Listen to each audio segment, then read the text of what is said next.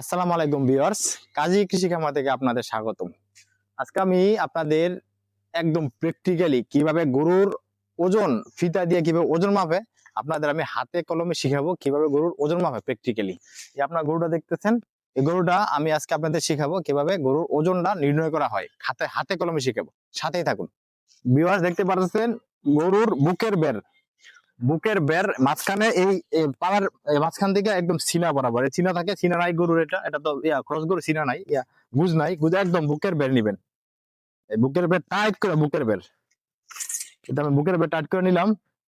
এই যে দেখেন, আমি দেখাই কত রয়েছে, দেখেন আপনারা দেখেন 66 ইঞ্চি নিবেন, ইঞ্চি অবশ্যই ইঞ্চির মাপে, গরু মাপে।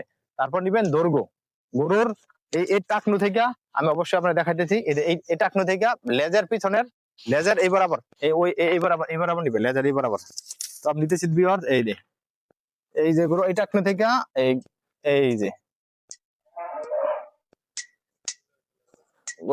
গরুটা সোজা হইতেছে না, গরু তারা রেডি। এই যে সামনের এই টাকনু থেকে, এই সামনে এই টাকনু থেকে পিছনের লেজ বরাবর একদম লেজার হাড্ডিটা আছে না, এই হাড্ডিটা, এই হাড্ডিটা লেজার, এই হাড্ডিটা এনতে নিবেন সামনের এই টাকনু থেকে। দেখেন এই যে নিলাম, এটা হচ্ছে দৈর্ঘ্য, এই যে এই টাকনু থেকে পিছন লেজার এইটা পর্যন্ত, এটা পর্যন্ত আছে 52 আসছে। দেখেন 52 ইঞ্চি, 52 ইঞ্চি, ইঞ্চির মাপে নিবেন আপনার সবাই 52 ইঞ্চি।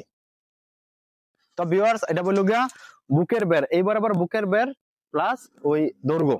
তখন আপনাদের আমি হাতে কলমে লিখে দেখাইতেছি, হল করে ভিউয়ার্স দেখেন, আমি আপনাদের একদম লিখে হাতে কলমে দেখাইতেছি। বুকের বের ছিল হলো গিয়া, বুকের বের, বুকের বের বুকের বের গুণন দৈর্ঘ্য ভাগ 660।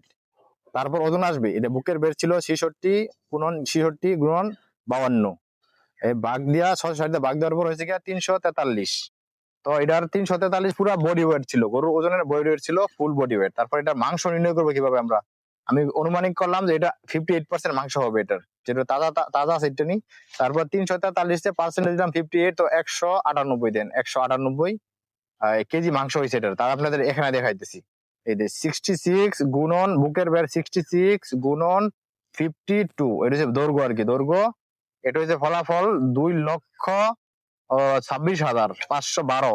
আর আপনারা ওইটারে বাঘ দিবেন হলো গিয়া, বাঘ হলো গিয়া 660, এইটা বাঘ দিলাম 660, তাহলে আসছে গিয়া 343.2 বাদ দিলাম 343। আমি এখন এটা হচ্ছে গরুর body weight 343 kilo body weight, এখন মাংস হলো গিয়া 58%।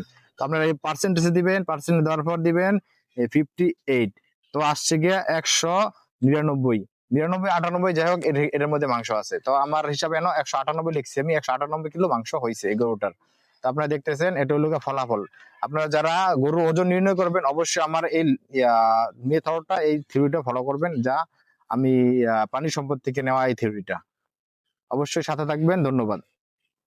ভিউয়ার্স এই গরুটার আমি যা বলছিলাম, আনুমানিক একটা আইডিয়া করছিলাম যে 4 মণ থেকে 5 মণ থেকে 10 কিলো কম হতে পারে। তো আমার আইডিয়া থেকে বেশি হচ্ছে, এটা 5 মণ থেকে মাত্র 2 কিলো কম হচ্ছে।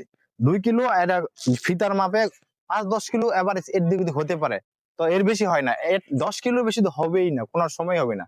তো এটা যদি 10 কিলো ধরি, প্লাস মাইনাস ধরি, তারপরও 190 কিলো গরুর মাংস আছে, যা 4.5 মণ থেকে 4.5 মণ উপরে আছে, 5 মণ থেকে 10 কিলো কম। তো অবশ্যই কিভাবে গরুর ওজন মাপলাম, আপনারা এইভাবে গরুর ওজন, সঠিক ওজন নির্ণয় করে গরু বেচাকেনা করবেন। আসসালামু আলাইকুম, সাথে থাকার